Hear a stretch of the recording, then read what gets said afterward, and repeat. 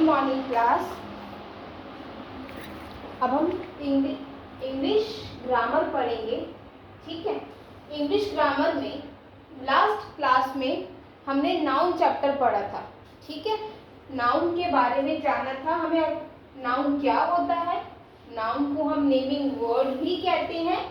Noun में हम किसी भी चीज का नाम, जिसका नाम होता है, उसको हम नेमिंग वर्ड या फिर नाउन कहते हैं। जैसे कि एनिमल का नेम हो, पर्सन का नेम हो, प्लेस का नेम हो या फिर किसी थिंग का नेम हो। किसी भी चीज का जब कोई नाम होता है हम उसको नाउन कहते हैं। ठीक है, ये हमें पता चल गया।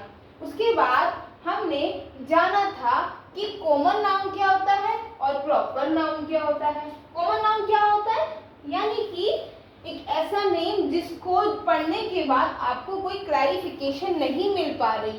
ठीक है, यानी वो कॉमन सबके लिए यूज होता है। जैसे कि मैं बोलूं बॉय, तो क्लास में सपोज स्टूडेंट्स बैठे हुए हैं इस समय, तो मैं बोलूं बॉय, तो कोई क्लैरिफिकेशन नहीं हुई कि मैं कौन से बॉय की बात कर रही हूँ।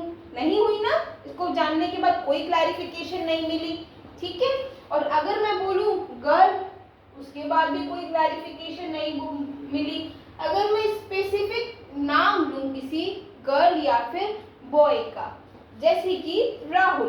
ठीक है, राहुल क्लास में एक लड़का है, मैंने बोला राहुल, तो हमें उसको पढ़ने के बाद, सुनने के बाद एक क्लैरिफिकेशन मिली कि मैम एक पर्टिकुलर बॉय यानी राहुल के बारे में बात कर रही है।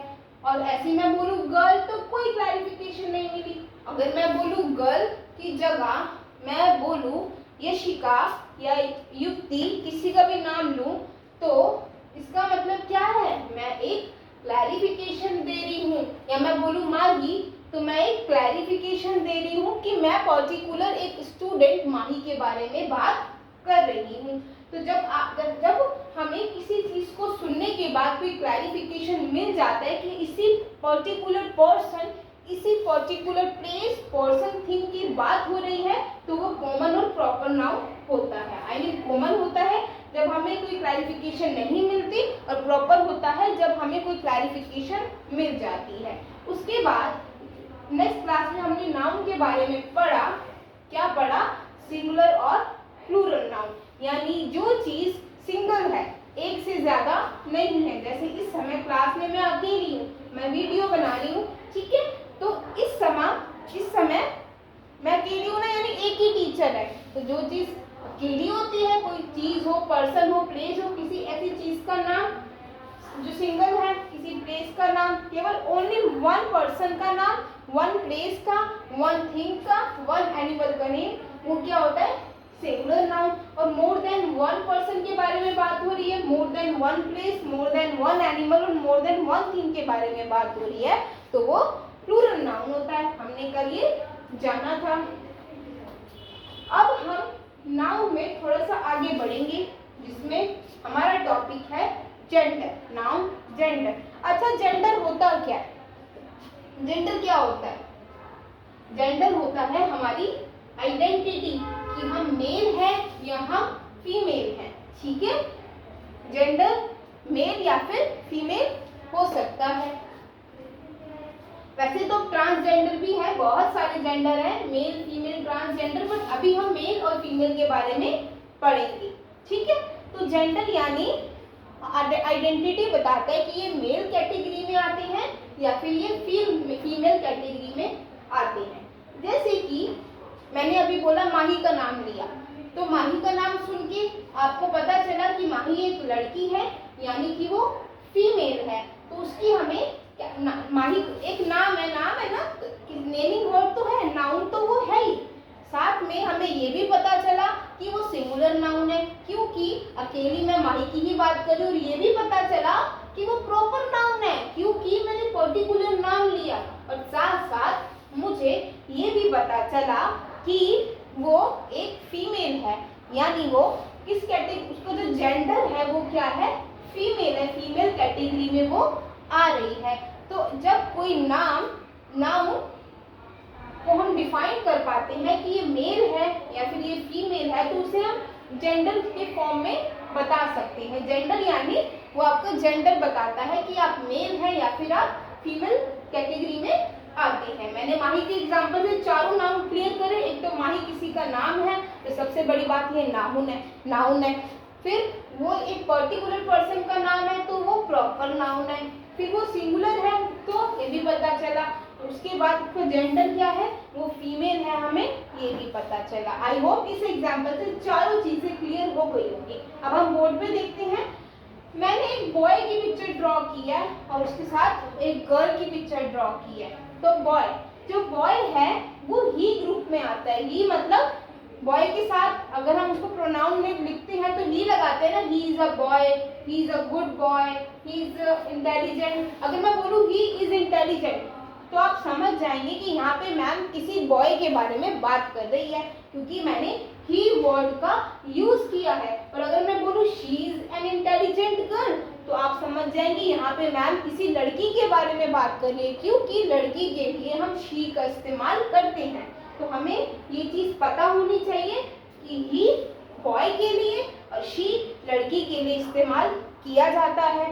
अब ही का हमने बताया कि बॉय है यानी वो ही ग्रुप में आ रहा है, और जो गर्ल की पिक्चर ड्रॉ की है ये शी ग्रुप में आ रही है।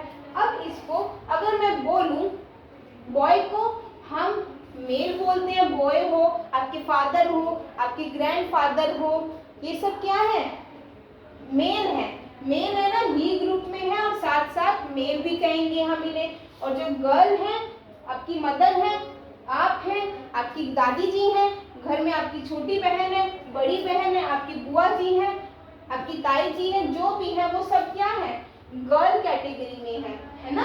तो इसको हम शी ग्रुप कहेंगे और साथ ही साथ फीमेल कहेंगे। और इनके लिए दो वर्ड और होते हैं, बॉय के लिए मैस्कुलाइन जेंडर और गर्ल के लिए फेमिनाइन जेंडर। ठीक है, मैस्कुलिन और फेमिनिन। मैस्कुलिन मतलब सारे, एम से देखो मैस्कुलिन, एम से मेल। तो जितने भी मेल मेंबर हैं अगर मैं उनको एक कैटेगरी में डालूं तो मैं कह दूंगी masculine gender.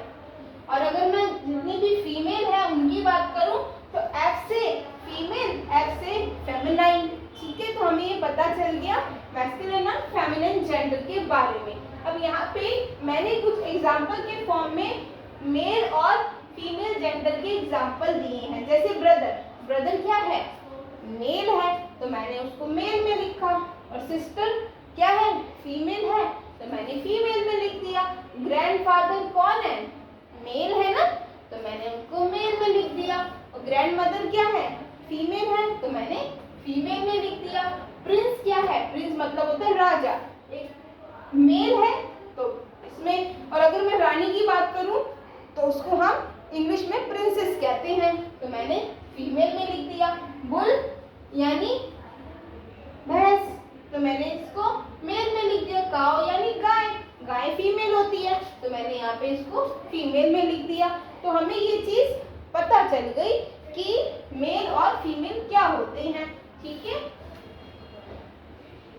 So I hope आपको ये समझ आ गया होगा। अब आपको होमवर्क में क्या करना है, ये तो जो बोर्ड पे लिखा है वो तो करना ही करना है। साथ में आपकी फैमिली में, आपके घर में जितने भी लोग रहते हैं, आप, आपकी मम्मी पापा, भाई बहन, दादाजी दादी दादाजी, ताई जी, बुआ जी, जो भी रहते हैं उनकी एक लिस्ट बनानी है और उनको मेल और फीमेल में कैटेगराइज करना है। जो मेल मेंबर हैं ऊपर मेल डाल के या फिर ऐसे लिख के, जैसे मैंने यहाँ लिखा, ये डाल के आप उनका नाम लिखेंगे जितने भी आपके घर में मेल मेंबर्स हैं।